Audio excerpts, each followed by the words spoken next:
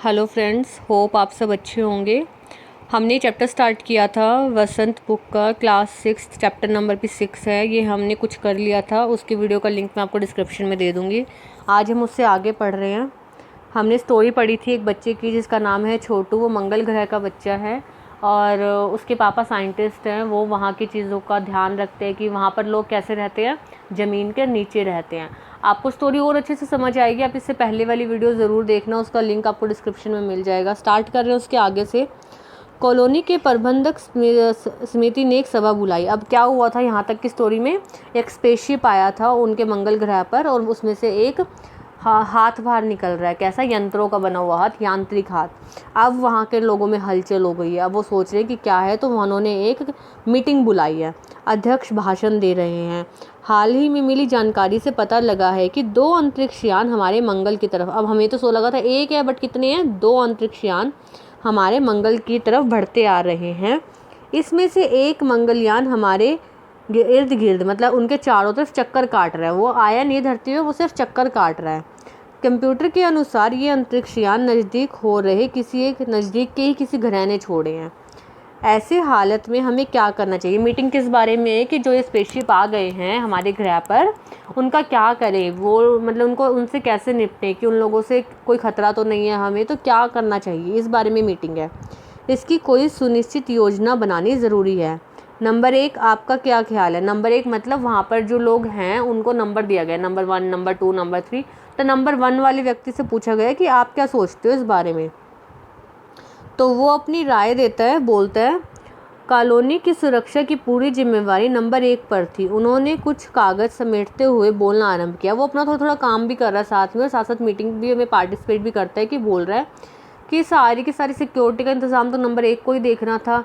इन दोनों अंतरिक्ष यानों को जलाकर खाक कर देने की क्षमता हम रखते हैं। तो वो कहता है कि हमारे पास इतनी अच्छी टेक्नोलॉजी है कि हम इन दोनों अंतरिक्ष यानों को ख़त्म कर सकते हैं, तो हम इतना सोच ही क्यों रहे हैं?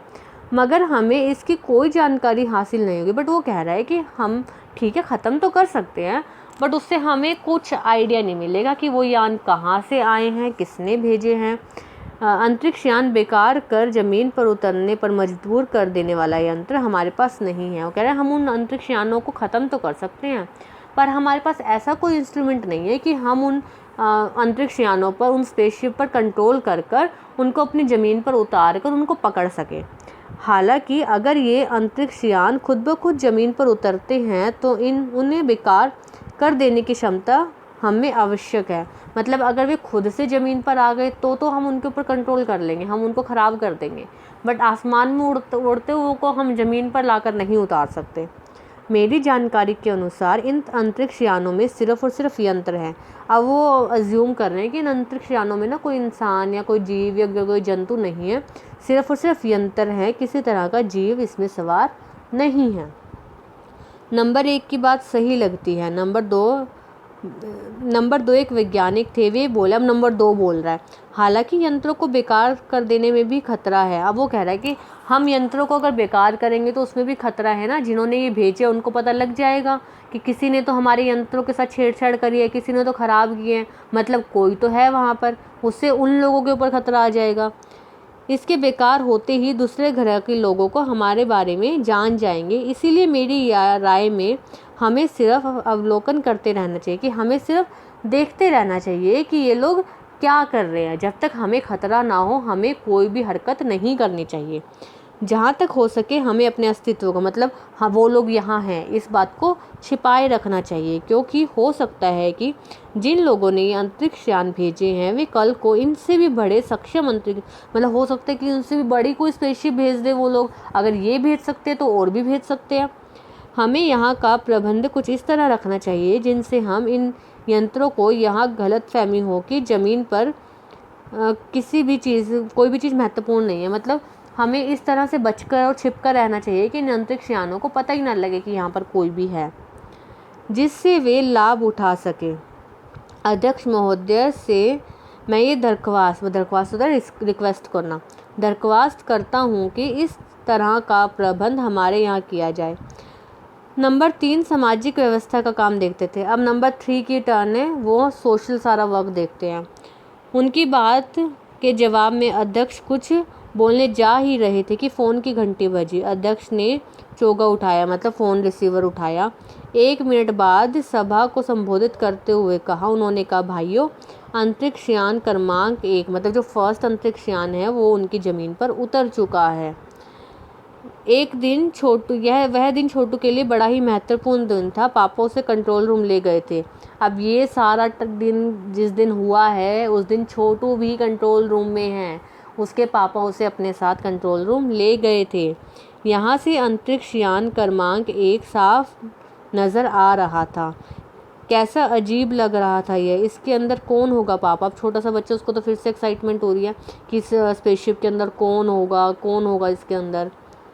उसके पापा कह रहे हैं अभी नहीं बता सकता, दूर से ही निरीक्षण जारी है, उस पर बराबर हमारा ध्यान है कि अभी हम नहीं बता सकते। देखो ये हाथ मैंने बताया था ना, देखो ये स्पेसशिप है और इसमें से ये हाथ बाहर निकल रहा है और ये छोटू है और ये छोटू के पापा नंबर 1 नंबर 2 वो सारे लोग हैं जो मीटिंग कर रहे थे और उसके हर अंग पर हमारा निरीक्षण है। वक्त आने पर ही हम अगला कदम उठाएंगे। अब वो लोग बस इस वेट में कि वो स्पेसशिप क्या करेगा, उसी अकॉर्डिंग वे लोग अपना रिएक्शन देंगे। छोटू के पापा ने बताया। उन्होंने छोटू को एक कंसोलर दिखाया जिस पर कई बटन थे। मतलब देखो ये जो अपने यहाँ कीबोर्ड दिख रहा है ना, ये वाला जो आपको कीबोर्ड दिख रहा है। अब छोटू को तो बस इसमें ये देखने में मज़ा आ रहा है कि इस पर इतने सारे बटन हैं, ये क्या काम करते हैं, उसको कोई मतलब नहीं और किसी चीज़ से। अब अंतरिक्ष यान से एक यांत्रिक हाथ बाहर निकला। हर पल उसकी लंबाई बढ़ती जा रही थी। वह शायद ज़मीन तक पहुंचकर मिट्टी उठा कर ले, मतलब वो आई थिंक ना ज़मीन से मिट्टी उठाकर वहाँ का सैंपल लेना चाहता था। सब लोग स्क्रीन पर दिखाई दे रही अंतरिक्ष यान की इस हरकत को ध्यान से, मतलब सारे लोगों का ध्यान इस अंतरिक्ष यान की तरफ है, सिवाय किसके? छोटू के। छोटू किसे देख रहा है? ये सारा जो पैनल है जिस पर बटन है, सिवाय एक के, उसका ध्यान कहीं और ही था। छोटू का सारा ध्यान कंसोल पैनल पर था। कंसोल के एक बटन दबाने की अपनी इच्छा को वह रोक नहीं पाया। वहाँ पर ना एक बहुत अट्रैक्टिव सा बटन था। वह लाल बटन उसे बेसब्री से अपनी तरफ खींच रहा था। मतलब एक रेड कलर का बटन था उसके ऊपर, यहाँ पर कहीं एक रेड कलर का बटन था और बस छोटू को तो बस ये हो रहा है कि वो दबा दे उसको, और सहसा खतरगी और खींच रहा था। सबकी निगाहें कंसोल की तरफ मुड़ी। पापा ने छोटू को अपनी तरफ खींचते हुए और छोटू ने वो बटन दबा दिया। अब उसके पापा ने उसको अपनी तरफ खींचा। जैसे उसने वो बटन दबाया, जोर से अलार्म बजता है कि कुछ तो गलत हुआ है, कुछ तो गड़बड़ हो गई है। उसके पापा ने खींचा छोटू को फटाफट अपनी तरफ, उस बटन को वापस से ठीक किया और छोटू को एक मारा खींच के चटा। अपनी तरफ खींचते हुए एक झापड़ रसीद दिया और लाल बटन को पूर्व अपनी स्थिति में ला रखा। मगर उस तरफ अब अंतरिक्ष यान का उस आंतरिक हाथ की हरकत सहसा रुक गई थी और यान बेकार हो गया। तो वो रेड बटन किस लिए था?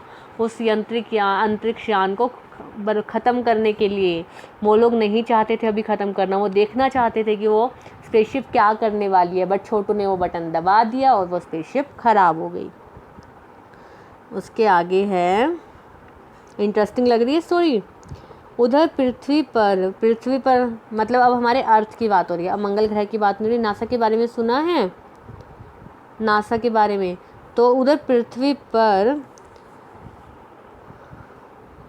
नासा द्वारा प्रस्तुत मतलब अब ये हरकत हुई है मार्स पर। पृथ्वी ने ही भेजा था, हमने ही भेजा था, अर्थ वालों ने।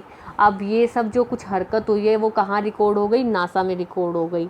मंगल की धरती पर उतरा हुआ अंतरिक्ष यान वाइकाइंड अपना निर्धारित कार्य कर रहा था। हालांकि किसी अज्ञात कारणवश अंतरिक्ष यान का यांत्रिक हाथ बेकार हो गया। नासा के तकनीशियन इस बारे में जांच कर रहे हैं तथा इस यांत्रिक हाथ को दुरुस्त करने का भी प्रयास जारी है। अब अर्थ पर क्या खबर फैल गई कि ऐसे एक स्पेसशिप भेजा था मंगल पर, वो अपना काम कर ही रहा था, बट किसी कारण से वो हाथ, जो यांत्रिक हाथ था, वो ख़राब हो गया और हमारे साइंटिस्ट लगे हुए हैं उस हाथ को ठीक करने में। इसके कुछ दिनों बाद ही पृथ्वी के सभी मुख्य अखबारों में छपा कि नासा के तकनीशियनों ने कंट्रोल रूम के सहारे वाइकिंग मतलब उस अंतरिक्ष स्पेसशिप को नाम दिया गया, वाइकिंग को दुरुस्त मतलब ठीक करने में सफलता मिली है। यांत्रिक हाथ ने अब मंगल की मिट्टी के विभिन्न नमूनों को इकट्ठा करना आरंभ कर दिया गया है। पृथ्वी के वैज्ञानिक मंगल की इस मिट्टी के अध्ययन करने के लिए बड़े ही उत्सुक थे। उन्हें उम्मीद थी कि इस मिट्टी के अध्ययन से इस बात का पता लग सकेगा कि क्या मंगल ग्रह पर भी पृथ्वी की तरह जीव सृष्टि का अस्तित्व है। यह प्रश्न आज भी एक रहस्य है। मतलब ये सिर्फ एक इमेजिनरी स्टोरी थी। असली में हमें नहीं पता कि वहाँ पर लोग रहते हैं या नहीं रहते। एक काल्पनिक कथा थी, सिर्फ और सिर्फ एंटरटेनमेंट के लिए थी। अच्छी स्टोरी थी, बहुत क्यूट सी स्टोरी थी। होप आप लोगों को अच्छी लगी होगी। ये स्टोरी लिखी है जयंत विष्णु नार्लिकर जी ने। इस नेक्स्ट चैप्टर हम नेक्स्ट वीडियो में करेंगे। होप आप लोगों को ये सब समझ आया होगा। मेरे चैनल को लाइक शेयर सब्सक्राइब ज़रूर कीजिएगा, नोटिफिकेशन बेल पर क्लिक कर लीजिएगा। Thank you. Happy studying, keep studying.